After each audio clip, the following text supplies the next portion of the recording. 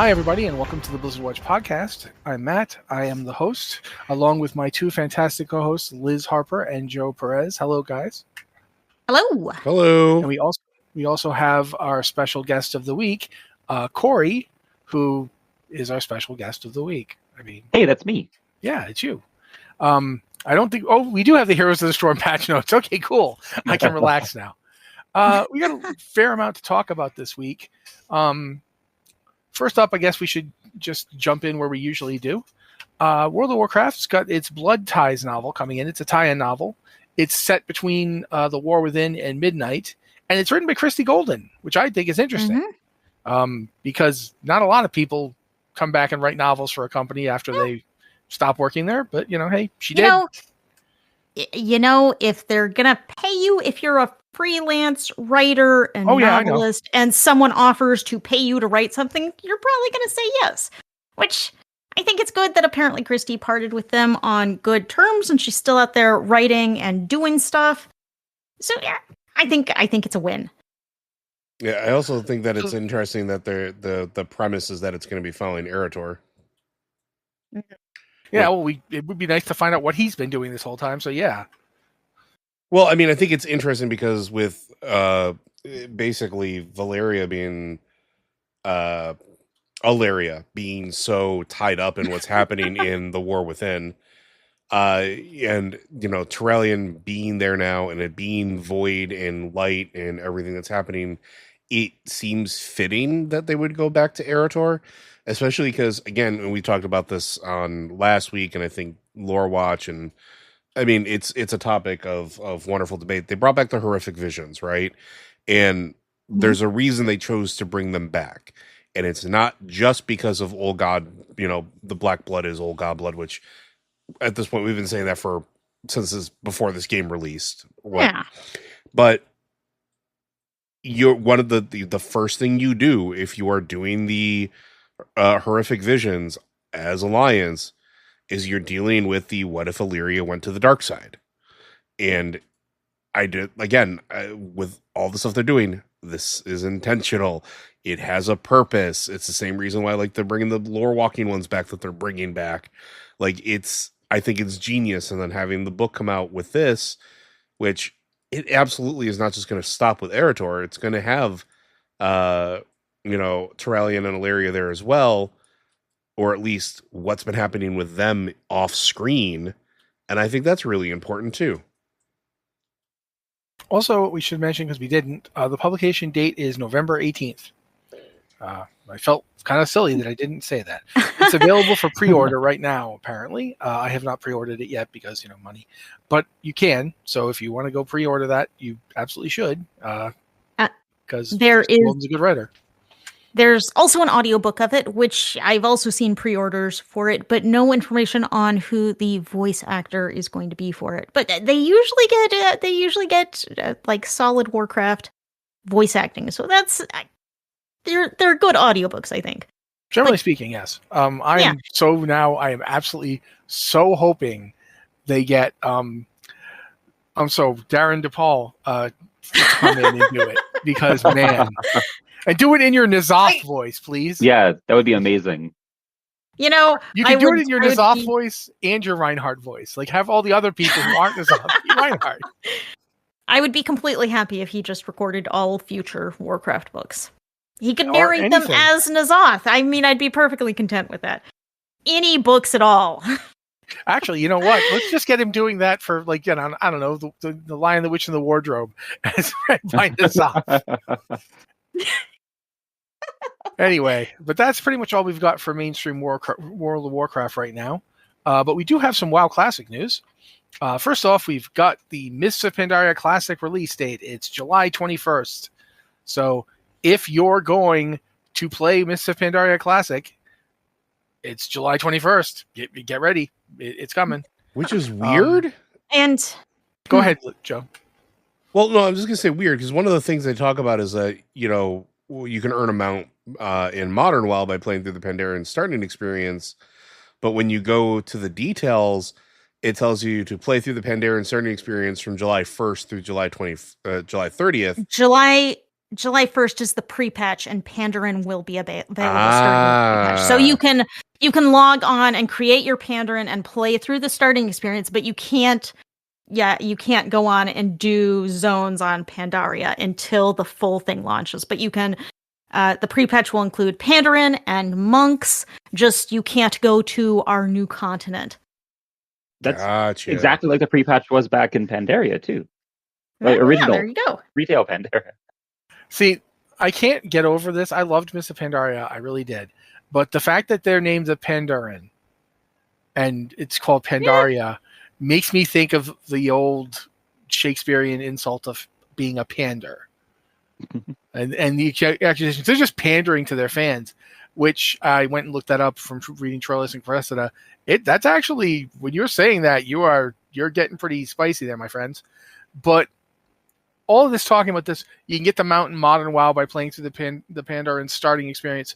Also, meanwhile, over in Season of Discovery, you can get a level 85 character boost by killing Balthazar in the Scarlet Enclave raid. Go ahead, Liz. And I believe he's the first boss in the raid, if I'm getting that correct. I think that's a really smart move, because you have had a lot of Classic players who've been really enjoying Season of Discovery. They may not have been playing Cataclysm Classic. They may not be interested in Cataclysm Classic. But Mists of Pandaria was a very popular expansion. It adds some really great content. Pandaria is one of the best continents to play through. I thought the story content of Pandaria, the storytelling was really amped up in Pandaria. Blizzard making extensive use of phasing and kind of short little scenarios. And of course, scenarios themselves, all while you went through the story. This is such a great expansion. So I can imagine people who were maybe like Cataclysm, nah, and have maybe been playing Season of Discovery, who might be like, yeah, I went in on this, and now they can get a character boost if they are kind of up on their Season of Discovery and actively playing it. And I love that they do the cross between the different versions of WoW, like play in Classic and you get the mount, or play in Discovery and you get the boost so you can try out retail. And it's such a good way of making sure that you still try and keep all three different versions of Warcraft talking to themselves or talking to each other. And the mount is like it's an astral cloud serpent, but it's kind of got a sort of a jade green color. It is Xiaohao's Sage Serpent. So I am wondering, are we stealing this from Xiaohao himself? Can we do that? Are we supposed to be doing that? But it's a really cool looking mount, so I'm gonna go do it. I'm gonna steal the mount. I just want to know if I'm doing something wrong. I mean, I'll still do it. I'm curious about the moral implications, but it's a really cool mount, and so I'm going to go get it, because video game players, and particularly MMO players, we will do a lot of things for a neat cosmetic item. You put it in front of us, we're going to go get it. I do think it's weird that they made Balthazar the first boss of Scarlet Enclave. That's kind of like, I mean, that's sort of like putting Thrall as the first boss of, like, you know, an Orgrimmar raid if they made one. It's like, and first off, you fight Garrosh Hellscream. What? Isn't he the boss? If you kill him, why are there other people in the background? Shouldn't those guys have been up front? In a way, it feels kind of like everybody got smart. It was like, maybe they'll kill him and leave. Why don't we just all get back and... Oh, no, they're still coming. Oh, bloody. Everyone arrange yourself in order of best loot to worst.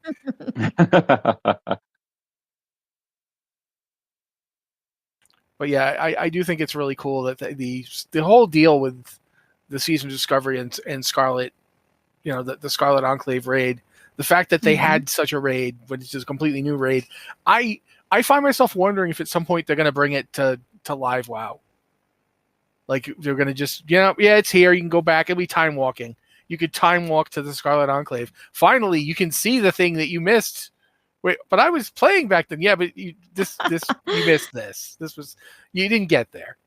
So I am seriously interested in seeing if they do that. I don't want to have to level a character through the Season of Discovery just so I can get to see the Scarlet Enclave, but I'll do it if I have to. But right now, that's enough. Anyone else have anything? I'm pretty sure we're done on that one. So we're going to talk a little bit about Diablo 3. Season 34 will never end. Just kidding. It's ending June 1st. So by when is June 1st? Is that Monday or is that Sunday? That's Sunday. Yeah. So as of Sunday, season 34 is finally going to end, and season 35, which is the Pandemonium season, that's not. We're not saying it's Pandemonium because no one knows what's going on. We're literally referencing the plane of Pandemonium. That's going to be June 6th. So you're going to have a 5-day break before you get your next season. That's pretty typical. Yep. It's enough time to remember what outside looks like and maybe talk to a loved one. I mean, yeah, if you want to do that, I mean, sure. But the thing about this one, the reason that it's interesting is just because the season just kept not ending. They tried to end it at least once, and it just didn't. So finally, go ahead, Liz. I think it's one of it ended accidentally for some, but not all players. And then it didn't. They did this last season too. The season ended early, and then they brought it back up. So I don't know what the end of season stuff is happening with in Diablo 3. It's been a weird one. Yeah, I'm kind of hoping that next time, if they just end it early by mistake, they just let it go. Because it's confusing. Okay, this is just... It is when it goes up and comes out. That. So yeah, but that's pretty much all we've really got for Diablo 3, but that's fine. Diablo 3 is a game that's technically in maintenance mode. So the fact that it has so much stuff happening is, I guess, just a consequence of the fact that Diablo 3 is chock-a-block with stuff by the time it ended. I mean, they're recycling season themes, so you can expect a new one to keep coming around. So I'm going to talk about this Heroes of the Storm thing next because Cory's right there, and I can feel his eyes boring at me from across the city. So yeah, new patch notes for Heroes of the Storm. Patch notes. I don't know what newts are. Newts. These newts in the patch. Cory, explain them to me, and explain to me why this means we're going to get Heroes of the Storm on Xbox Game Pass or something. We keep getting big balance changes. Like, they keep tweaking functionality on things. They're not just like, okay, this now does 5 damage instead of 6 damage at the base level. No, they're changing how the biotic grenade for Anna, which is her little, like, she throws the grenade out, and if it hits an ally, the ally takes more healing from her, and if it hits an enemy, the enemy gets no healing. Added functionality. Now they're making it so that if it doesn't hit anything, you get the cooldown reduced so that you don't have to worry so much about, like, oh, well, that guy that I was aiming at just blinked halfway across the map because he can do that, and now I've wasted my cooldown. And so they keep changing functionality on how these talents work. I'm not going to read the whole list, but so there's Biotic Raid for Anna has added functionality. Asmodean's Trample at level 16 now will lower your cooldown on heroic ability by 25% if you trample over an enemy hero. Probably just on or off 25%, not trample the whole team, get a new heroic right away. The heroic for Genji will now heal for 10% of the damage dealt to enemy heroes, up to 30% if you're super low health, which makes Genji super hard to kill. And the list goes on. Like, there's a whole list of patch notes that if you're still playing, which you should be because it's super fun, check it out. It shows, as always, that there's somebody's probably more than one person, I would guess, that is super passionate about Heroes of the Storm still in Blizzard headquarters, camped out in a server rack somewhere, sneaking snacks out of the break rooms and keeping this game not only updated and balanced, but improved.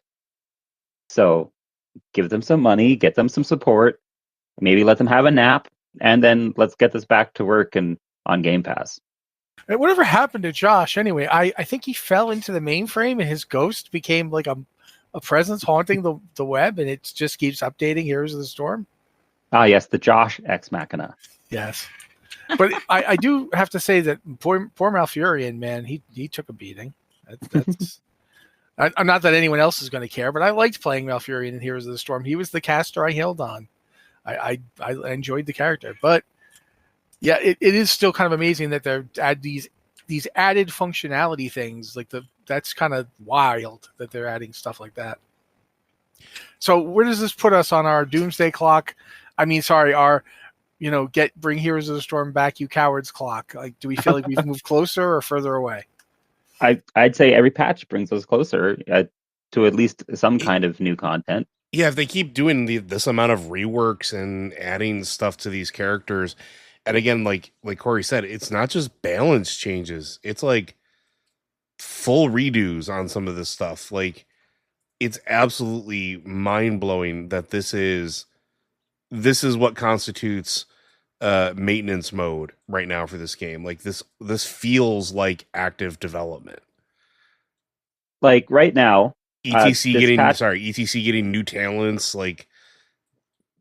blows my mind. ETC is one of the original characters. Yeah, and he's still getting worked on 10 years plus down the line, and tweaked and brought into new heights of rock stardom. This patch went live to servers on May 15th, and the patch before that went live on March 12th. So that's 2 months there. The patch before that went live January 27th. Before that was December 9th. And before that one was October 14th. And we can keep going back. And these are consistently coming out fairly often. Every 2 months, we're getting some kind of patch. So I feel like they should just put their money where their patches are and say, you know what? If this game is worth patching, this game is worth, resurrecting, reanimating, and throw some budget at it. And this isn't just Cory being Cory here. I'm going to point out that whilst we tease Cory a little bit, PC Gamer put out a post like last month about how it's been 5 years since the last Hero release, but Heroes of the Storm is looking pretty spry. It's like it's still a lot of people are playing it. It's getting like updates. When the sane people are noticing, then we, the crazy people, have to stop and wonder, wait a minute, are we right? Well, like, are we the righties? I don't know. I mean, I also want to put it out there too that like it's not just us, and it's not just like PC Gamer magazine or PC magazine, whatever you said there that is following it. Yeah, PC Gamers was it? Yeah, content creators are also like starting to make content about Heroes of the Storm again. Like I'm seeing as we talk this very second, Grubby is streaming Heroes of the Storm to 3.7K. 3,700 people are watching Grubby play Heroes of the Storm right now. Yeah, and that's not an insignificant number. Like you think 3,700 is not a lot. It is, like, for a game that's supposed to be, and I'm going to air quote, dead, or the fact that you have, YouTubers making beginner's guides still as recently as yesterday for people to like experience, and like, here's how you get started in Heroes of the Storm. Like it's there, and it just feels. When they said that they were put in a maintenance mode, I think I know that I was very sad about that because I enjoyed playing it. But there's got to be enough people still playing it to justify this level of attention. So just lean into it. Like, I don't understand why they haven't, or maybe they are, and they just haven't announced it yet, and maybe we'll get something later. But like, I'm with Cory. Just do the thing. Just put it back on the menu, boys. Take some budget, upscale Lilith from Diablo 4, or downscale her, or side scale her, whatever you have to do to get her into the StarCraft engine that powers Heroes of the Storm, and then add Lilith to the game. Your biggest standout character that you've released in the last 5 years should be in Heroes of the Storm at this point. Yeah, they have so many that they can do, and then we can actually start getting them making their own characters again, like unique ones for Heroes of the Storm, like they did with Ophelia. I think that was her name. I can never remember her name. Orphea. Thank you. Yep. You're very close, and don't forget Kira, the badass bounty hunter with the chainsword. Yeah. And you have stuff like the Junker Queen is available now. You have all these new heroes from like Overwatch that I would rather play in Heroes of the Storm. I'm not gonna lie. Yeah.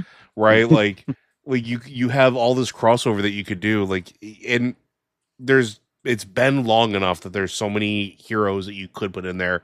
There's so much potential for skins. There's so much potential to monetize the skins for them. I mean, and then again, we talk about this thing with Microsoft and Game Pass. We saw this with like Amazon and the Prime Gaming and stuff, where Blizzard at one point was like, oh, you have Prime Gaming, you can claim these rewards if you have it with this cross collab. They don't have to cross collab anymore with third party companies. They can just cross collab internally with like Microsoft. Hey, do you got Ultimate Game Pass? Get these skins free. And I want to actually make another point here because you just made me think of it while we were talking about this. Microsoft could introduce new heroes to Heroes of the Storm. Like, say, from Microsoft's the Doom expanded universe, the Doom guy. Yeah. Doom guy, Slayer, Master Chief. You could finally answer the question, could Doom Slayer beat Master Chief? You can make them fight. You could just do it. Just make them fight. They could introduce a car from Forza. Yeah. You just fight a car. Or the car is a really good support. It actually casts healing. Like, how is this car healing me? It just really cares, man. This car cares. Because, I mean, you think about it, right? They have everything under Bethesda. They have everything under Activision. They have everything under Blizzard. They have... they could put Steve from Minecraft in there. Like, Spyro. Rare. All of Rare Games, like, stuff. Like, it's crazy. Crash Bandicoot, my friends. Yeah. Like, Killer Instinct. Microsoft owns Killer Instinct. You can put those in there. You want to talk about some because they have Fable. Like, we could go on, but like, yeah, I don't. I'm just gonna sit here and just also the characters from Alpha Protocol. Technically, they own them too. Like, but seriously, like we've seen this with Smash Brothers of all games. Tony Hawk, like Tony Hawk. Tony Hawk finds out he's owned by Microsoft. What do you mean I'm owned by Microsoft? Yeah, they bought you last year. They did. Oh, okay. I guess I have to go search games. Let's do some 900s in the Heroes of the Storm Nexus. Let's go. Come on. Yeah. But in all sincerity, I've often felt like they gave up too quickly on this game. Like, it just feels like they were just in much the same way that I feel like they sort of dropped the ball on StarCraft 2. Like, it was getting really good by like the time they were near the end of when they decided to stop developing it. They had the new commander thing they were bringing into multiplayer.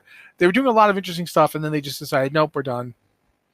And yeah, I was gonna say, like, I'm with you, and a lot of it felt like it was decisions by Activision of pulling back to what was making the most money at the time. And because these games weren't making money hand over fist because they couldn't figure out how to monetize Heroes of the Storm properly, which, come on, really? And they couldn't figure out how to monetize StarCraft because, again, StarCraft, when it died, it was at that time where games needed to be constantly engaging you and getting you to spend money. That was Activision's sort of MO, right? Even WoW was doing that with all the in-game stuff that they were trying to get you to purchase. So now that maybe I'm sure it's still a concern, but also revisit it. Like, look at these. Maybe understand that you don't have to be the sources of all the money given to you for these things and still have them be successful. I'd love StarCraft to come back too. Like, while we're on the topic of it, bring StarCraft back. Let's go. Come on. I really do think we're going to see StarCraft again. Every time it pops up, everyone loves it so much. Yeah. Well, plus, I mean, we go back to this, and Liz was the one who pointed this one out. Going all the way back to when Microsoft first said, "Yeah, we now own. We finally made this thing work. We finally purchased Activision." They had 4 games up on their banner. I don't think they had Call of Duty guy, but they definitely had StarCraft up there. You know, so I think they're aware. This is not a franchise we should be allowing to lay fallow. It is just, it's strange. If we're gonna be in a gaming industry where everyone's afraid to take risks and nobody wants to risk their $1 billion stuff, then by God, don't leave money on the table. Like, what are you doing? You've got StarCraft. You can make something with this. I keep coming back to the idea that at some point there should be a StarCraft 4X game. I'm kind of amazed that they have never had one. A third-person StarCraft action-adventure game where you play as a zealot with arm blades, or a ghost, perhaps. We could even call it StarCraft Ghost. Oh, yeah, I got what you guys said there. I think that's funny.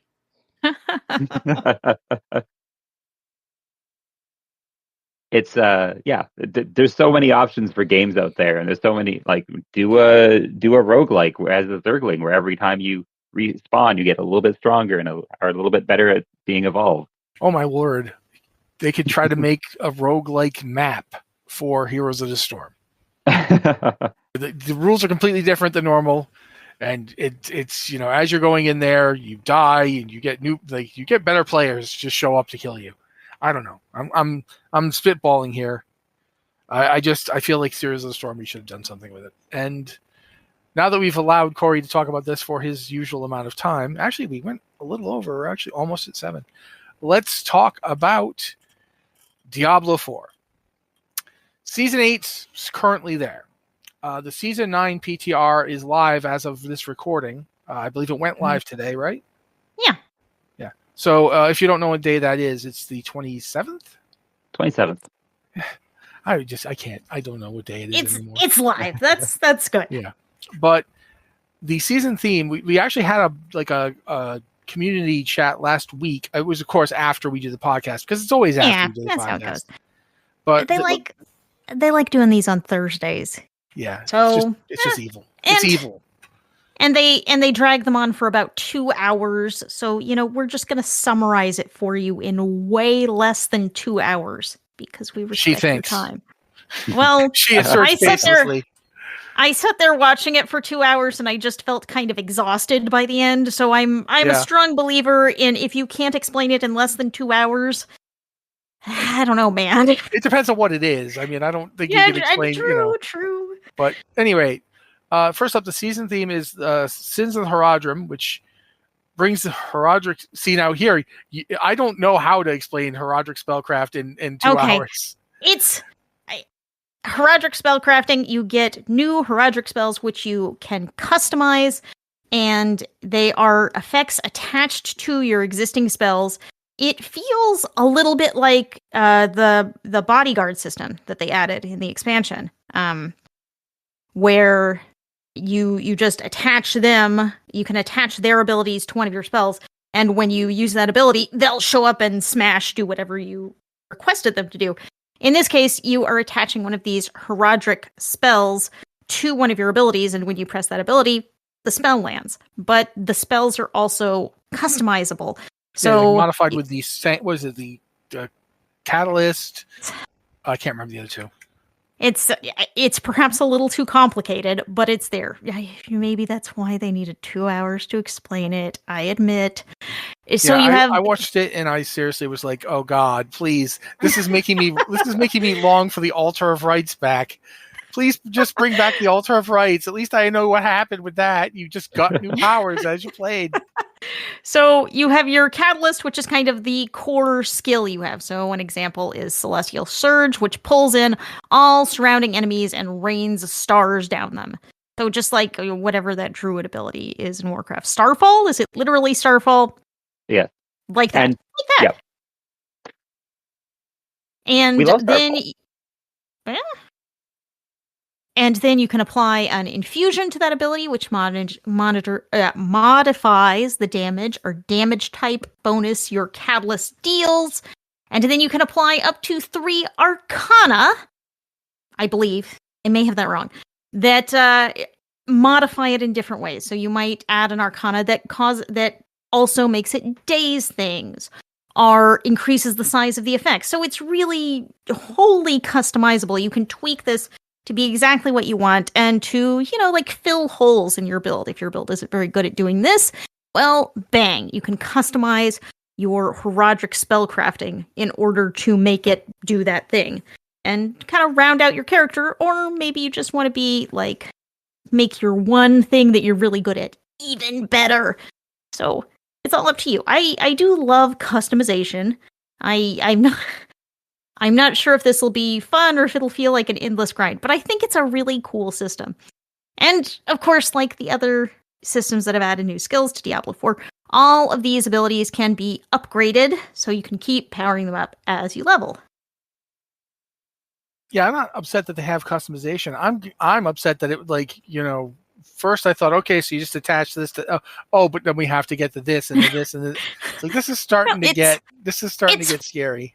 It's really completely customizable, which I think is cool. There is one really great change they're making for Season 9, which, in previous seasons where you had to earn this whatever power ability of the season and level it up, you had to earn that in like the specific new season event. So way back in the Season of Blood, when we were all really hyped about our new vampire abilities, you had to go into the vampire event and kill vampires forever and ever in order to power up your abilities. Now they're changing that to where there is going to be an event that you can run forever and ever if you want to, but you can also earn the currency that lets you power up your skills and do seasonal stuff just by killing elites and doing normal stuff. So I think that's great, because some of these seasons felt kind of like a one-trick pony in that you're logging on, and okay, the only thing that is worth doing is the seasonal event, because that's the only thing that's going to power this stuff up. Yeah, I think they even talk about that on the campfire chat. They mentioned that they want to make it so that you don't feel like I have to run this because that's the only way I can get power to do that. And I think that's fair. But regardless, however you think of it, that's what we got with Diablo 4 season in terms of its theme. They also added the thing called Horadric Strong Rooms. And I think someone said this to me, and I just loved it so much I stole it and put it in our little notes here. Like, we heard you like dungeons, so we put strong rooms into our dungeons so you can run a micro dungeon while you're running a dungeon. Because that's what it is. It's you're going through a dungeon and you're like, hey, what's that over there? It's a smaller dungeon with loot. And I was like, for real? You really did that? And they really did that. That's absolutely a thing they did.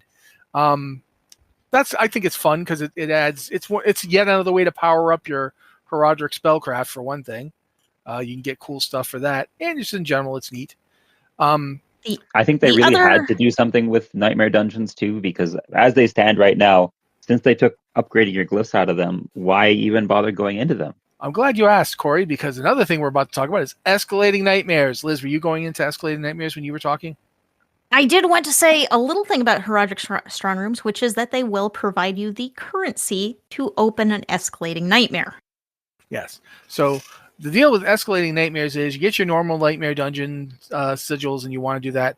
But with the escalating nightmare, what happens is you chain together 3 nightmare dungeons. When you do that, the second nightmare dungeon you run continues the affix from the first one. So now you're running like essentially a twice as hard nightmare dungeon. If you get through that into the third nightmare dungeon, you now have the affixes of all 3 dungeons. So it's a way to make these things get hard. Like the difficulty level goes up. And the thing is that why you would do that is by the time you get through the third one, you then get to do something that I'm sure everybody would love to do, and that is to kill uber hard enhanced ultra Astaroth, who is back. The Charred Duke, the demon who stabs. He got his soul stone stabbed into Damon's kid, and now he's mad and just. It's a whole deal, but he's back, and you can kill him for loot. Obviously, you want to do that, but you can also. It's a rail hard fight, which you guys like more than I do. Really, I kind of like fights that are easy sometimes, but no, the Diablo 4 group, you guys like rail hard fights, and this is going to be one of those. And then Liz added something here, which I didn't see at time, but that's actually really cool. They're also changing Nightmare Dungeons in a bunch of other ways. So since you added this, Liz, do you want to talk about it really fast? Yeah, and the important thing is that some of these changes are coming to the base game because, Nightmare Dungeons, they were a system created way back when Diablo 4 launched. Mm-hmm. I say way back, and that was like 2 years ago. So the distant dark the way back. It's way back. So they haven't been updated a whole lot since then. Now, one of the things they're doing is they're altering the affixes. Previously, you could get an affix that was just super punishing, like an affix that said, okay, all of your shadow damage is cut by like 60% or something like that. Really hit specific damage types and nerfed them to the ground, as we like to say. And if you are playing a character and that is the damage type you primarily deal, because most characters are specialized into one kind of damage or another, that felt really punishing. You would get that nightmare sigil and you would immediately throw it in the trash because I ain't doing that. So didn't they eventually affixes have to make it so you could like sell them or something, or turn them into like dust? I just remember you turn them into there, dust that you can use to craft more sigils, but then when you craft a sigil, it's completely random, so you don't know what you're going to get. So the affixes that really punish specific builds, gone. They want to make affixes that are sort of balanced, and it doesn't matter if you're playing a necromancer that focuses on blood damage, or you could play any class and you have an equal shot at this. And they're also adding more rewarding affixes, so more buffs that affixes provide, but also removing some of the real punishing ones, the ones that punish specific classes. I think they're all good changes. They want Nightmare Dungeons to be relevant, which, as Cory said earlier, has not felt like the case since leveling was removed from them. Yeah, and the other thing about them too, if you really think about it, that change they made to not make them punishing to specific specs. Mm-hmm. Before they did that, there were certain dungeons that just some groups, some players just could not do, at least until they got a different, sigil, because the one they had was just like, why would you bother? Why would you bother going into a dungeon if your damage is going to be nerfed so hard? Yeah, your bleeding damage is reduced by 100%. It's like that's all I do. Like I'm currently spec'd around bleeds and making people bleed. You're telling me none of it's going to work anymore? Great.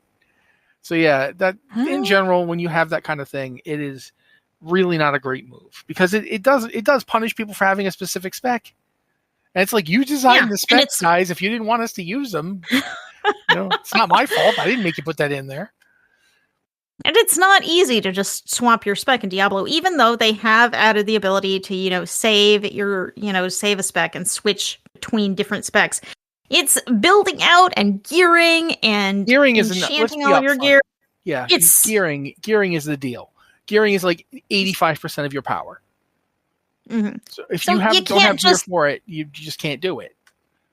Yeah, you can't just hit a button and it's okay. I used to do all shadow damage. Now I'm going to do all bleed damage. You can't. It's a lot of work. So I think these are good improvements that'll make Nightmare Dungeons feel more approachable in the base game. I do think some of the stuff that's only seasonal, like the Escalating Nightmares and the Astaroth boss, these would be good adds to the base game. The Escalating Nightmares is a cool thing that would give you a level of progression for Nightmare Dungeons, where it's like, okay, I've done this dungeon 100 times. Why am I coming back? You could say, oh, I want to do Escalating Nightmares, which has more rewards. But for now... I mean, I don't think they're going to leave Astaroth out. Like, there's I don't think not forever. Yeah. Even if they don't bring in Escalating Nightmares, then they'll just make him be a summonable Uber. Yeah, he should be... He's not on the boss ladder in Season 9, but I feel like they're going to add him to the boss ladder in the future. They usually do that with seasonal bosses. Yeah, I think that makes sense. But I also... Go ahead. The other thing about Astaroth, in the campaign, Astaroth was just such a defining, iconic fight where you are chasing him through town while he is burning it down, and he's just stolen the body of a character that you've been playing alongside. And that fight felt very dramatic, and it was a pretty difficult fight at the time. So I have trouble seeing how this could hit that same level. But it's there. It's there. I guess as long as treat the getting through 3 empowered Nightmare Dungeons in a row as the challenge, and then you have the big capstone to that challenge, and you know that if you fail, you're not going to get any rewards, or you're not going to get as many rewards. And so it's not quite as narratively satisfying, but it could be loot satisfying. See, I chase those narrative moments, and I look at this, and I'm like, that's not scratching that itch. That's not that big narrative beat the original fight was. Fair enough, but I'm just glad they did anything with Nightmare Dungeons, quite frankly. Oh yeah. So now we're going to talk about some other games that aren't necessarily Blizzard games. First off, we're going to talk about Duck Detective because it's first on this list. Duck Detective releases this week, the newest one. It's already live. Okay, so it's already live. I assume you wrote this, so could you tell us about Duck Detective? Because I'll be up front, I don't know much about it. I actually did not write this, but Duck Detective is an adorable game in which you play a duck. The duck is also a detective. So far, truth in advertising. That's what it says on the tin. And it is this game that kind of has like a sort of papercraft feel to it. Like all of your little characters feel like they're kind of little 2D cartoon things that sort of move around the page like it's a papercraft thing. And it hits all of the kind of hard-boiled detective tropes. You know, your duck has the trench coat and fedora kind of look. And, you know, he's divorced. He has a crippling bread addiction, and he's just trying to get by. He's gonna solve this case. This is the second game in the series. It is called The Ghost of Glamping, and I have not played this one yet, so I don't know how that's gonna go. But the first one's very, very charming. It's just a little kind of word puzzle game. You go around and you talk to everyone. And, you know, you collect clues, and then you're filling out, this is what happened, kind of Mad Lib style. And it's all voice acted. It's a cute little game. Is it going to change your life? Maybe not. But if you had dreams of playing a detective that was also a duck, this is your game. 100%. You cannot take the way from this game that it is about a duck who is a detective. You can't. You can try, but you're going to fail. If that is your dream, this game fulfills that dream. And it's great. Now I'm going to ask, because I have not been playing Guild Wars 2, so I don't know what the significance of this is, but Guild Wars 2 Janther's Wild X-Pack, it's releasing on June 3rd. Somebody who plays Guild Wars 2, please tell me about this. Well, it does say final patch, so this could be... yes. The expansion has been live for a while. This is the final. Janther Wilds is an expansion. Yeah, I told you guys I didn't know anything about it. It is Janther Wilds is already out. Janther Wilds actually added, I believe, was the expansion that added player housing. Am I wrong there? I may be wrong. Yeah, no, it did. It's the homestead instance or whatever it's called. So, for that alone, yeah, it released. Good. It actually released in August of 2024. So, yeah, this is the final patch of said expansion. Yes, this is the final patch. Okay, that's really it. Like, I don't know what there's not like. Do we know what the final patch has got in it? Like, does it have a new raid or dungeon or something? Not that I'm aware of. And Cory is a robot again. I don't think he sounds like a robot. To me, he sounds like someone stealing his furniture. But okay, so we know at least we know that the final patch is going. It follows a pattern that's a lot like World of Warcraft. You have an expansion, and then there were 3 updates, 3 major updates that add new content, etc., etc. I am not completely up on my Guild Wars. I know it's a thing.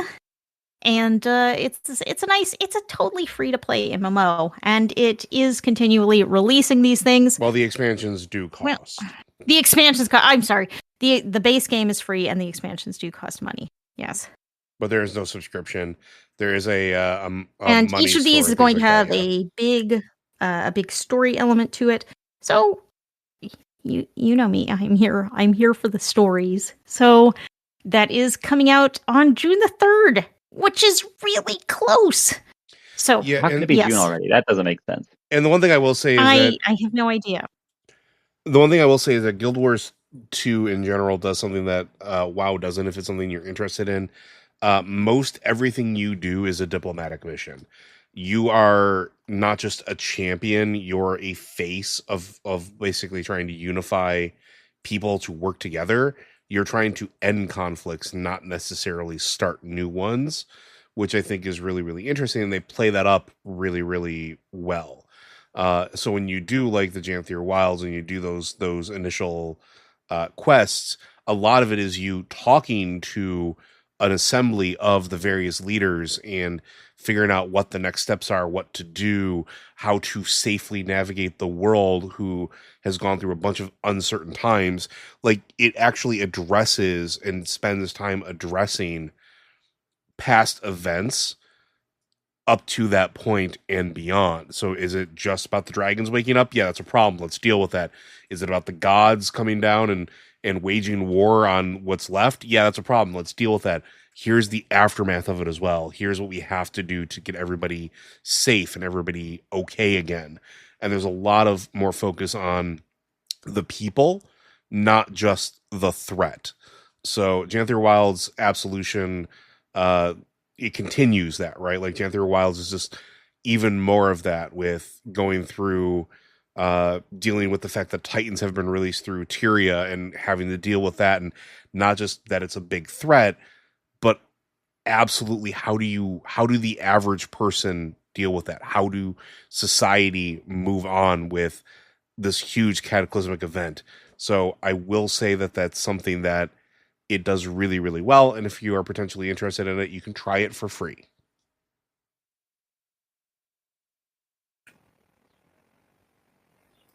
Okay. Sometimes I like someone going to talk. I'm going to wait. Okay, no one spoke. Next thing we're going to talk about really fast is there's two things, actually, because one of them is one thing that I wanted to talk about, and then there's more from that thing. So last week, the Warhammer Skulls event happened. I think it happened either I think it was like 2 days after we did the podcast. Yeah. And Warhammer Skulls, in case you don't know what it is, because last time I didn't tell you what it was. Go ahead, Liz. Exactly the same as Diablo. It's, everything is coming a day or two after the podcast. Yeah, exactly. Just directly to taunt me, and it worked. You got me, Games Workshop. You got me. But lots of stuff was revealed.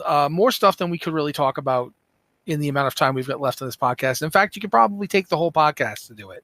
So we're not going to worry too much about that. But one of the things they announced was several expansions that were announced for various games, and of course one remake that I think needs to be mentioned really quickly.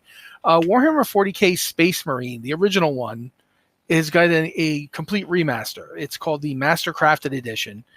It's coming. I think it's coming in like June. Like it'll be out fairly soon. That's one that's coming. That's coming to, I think, both consoles. It's also going to have a PC release. Space Marine 2 it's getting a free siege mode, which is a kind of update that will allow you to kill things in a different way. I honestly, I've read this thing 3 times and I can't tell if siege mode is just multiplayer or what's going on with it. But I did read it. Bolt Gun 2 is just going nuts on its advertising, because I think that, quite frankly, based on the article I read and also just on what happened with Bolt Gun, I feel like people at Games Workshop are like, Bolt Gun should have hit. It would have hit if we had just pushed it hard enough. So now they're really, but not as much as they wanted it to, obviously, because it is not. It's getting an advertising campaign that's just like blitzkrieg. Yeah, no, but I don't understand, and maybe this is me, but it was very successful, which is why they're making a sequel. Yeah, it was extremely successful. I just feel like based on the commentary I'm seeing in these articles, it feels like everybody is saying it didn't do well. And I'm trying to figure out, does Games Workshop think it didn't do well? Because if they think that, why are they making another one? And also, Bolt Gun is fun. It's an extremely fun game. It's basically like, it's a throwback to like 1997, FPS games. Yeah, they're called boomer shooters. That's the genre. Yeah, It feels very much like that. Well, it's supposed but regardless, yeah, and it's good. I had fun playing it. So Bolt Gun 2, though, the advertising campaign is, whilst Bolt Gun itself felt an awful lot like you were firing up Quake or something, Bolt Gun 2 is using an advertising campaign where they're dragging in the do you remember the House of the Dead typing game? Oh, where yeah. You had like a first-person shooter typing game. That's what the ad is saying with Bolt Gun. It's like saying Bolt Gun 2 will have a typing teaching section. And I'm like, you people are brilliant. You're maniac geniuses. It's absolutely crazy what you're trying to get away with here. But yeah, we've got Bolt Gun 2 coming. There's the fact that Space Marine 2 has been out for a year is also kind of freaking with me, quite frankly. It's already got it's getting the Siege update. It's getting they're talking about more expansions for it. And Rogue Trader, which was the game that came out, I want to say like late 2023. I don't remember if it was 2023 or 2024. But either way, Rogue Trader, which was the CRPG, the first Warhammer 40k CRPG, is getting 3 more expansions, one of which is coming on June 24th, so next month, and then 2 more between now and 2026 when Season 2 there's a second season pass coming out that will cover those 2 expansions. So Rogue Trader is getting hyped up before the final thing I want to talk about, which is that Alcat is making a fully voiced Dark Heresy CRPG. And this is the game where they basically pick up the gauntlet that Larian threw down when they made Baldur's Gate 3 the most voiced CRPG ever made. And when I say CRPG, we're talking about a certain kind of role-playing game. Like it's an isometric multi-party type game. I don't know how to feel about the fact that they're doing Dark Heresy, quite frankly. I was going to actually ask Joe if you have any opinion on it. Like, would you have called Dark Heresy as your next CRPG? Probably not, no. Like, Dark Heresy is not, I don't want to sound like a moron, but Dark Heresy is dark. You know? I know that sounds like, but Dark Heresy, man, that stuff's dark. Like, thank you, Matt. But it really is. And so seeing this as their next CRPG choice, I don't know. On the one hand, I just feel strange to me that we're getting so much Warhammer and that we're getting Warhammer. Like, I didn't even mention the Blood Bowl 3 stuff. We're not going to mention the Blood Bowl. Yeah, we're not going to mention the Blood Bowl 3 thing. Yeah. But they're still, whether or not you're upset about it or not, you know it exists. They're putting that out too. They're doing a ton of stuff. Well, Blood Bowl 3's been out. They're just releasing but there's more expansion teams. Stuff. It's mostly just teams, right? Yeah, but it's still more stuff. I know. Let's not. I don't want to make your blood pressure get you here, but it's still just there's a lot of stuff coming out. I did not see that Space Marine remaster coming out. I'm surprised that it didn't come out before Space Marine 2 came out. Yeah, like, I mean, Space Marine was a good game. Don't get me wrong. I thought I found it very enjoyable. But the idea that they're putting a big remaster out for it, like a year after Space Marine 2 came out, like, are we getting a Space Marine 3 at some point? We sure are. Yeah. Yeah, they announced that about a month ago. Yeah. Maybe 2 months ago. This has got to be aimed for that then, right? 2 months ago, by the way, Cory. Okay, yeah. So this has to be aimed for that. And it's just wild to me that we're at a point where people are actually writing articles saying forget Space Marine, play Bolt Gun. And you also missed the part where Bolt Gun is tied up in the Space Marine universe. It's part of the continuation of the story of the first Space Marine game. It takes place between Space Marine 1 and 2. And then so Bolt Gun 2 is likely to take place between 2 and 3. Yeah, I did miss that. I had not even thought about that because Bolt Gun plays so. I think the way I saw it described was as a spin-off of a spin-off. Like, there's just something very, very out of left field about Bolt Gun. But it's a fun game. So anyway, yeah, Alcat is doing a lot of stuff. I feel like at this point, Alcat has pretty much picked up the glove that Larian threw down. Not a like, you suck. We're great, but you have to make CRPGs at least this good. Like, you have to get to this level to be taken seriously, and it looks like they're trying because they're doing Dark Heresy. I'm like, good luck to you. Good luck to you on that. I mean, wow. Like, honestly, yeah.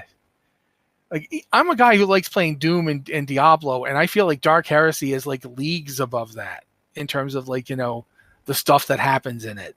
Would you say that it's putting the grim in darkness? I would say at this point it is like it's like putting the Ben Grimm in darkness. Like, it's literally showing up and screaming it's clobbering time as it punches you with just how dark it is. And again, yes, Dark Heresy, dude, that's dark. I can't help it.